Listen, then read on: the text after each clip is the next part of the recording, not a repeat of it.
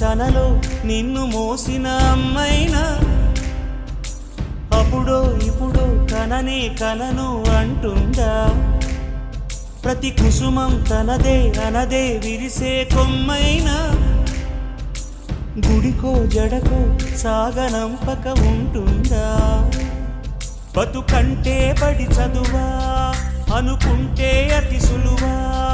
పొరపడినా పడినా జాలి పడదే కాలం మనలాగా. ఒక నిమిషం కూడా ఆగిపోదే నువ్వు వచ్చేదాకా.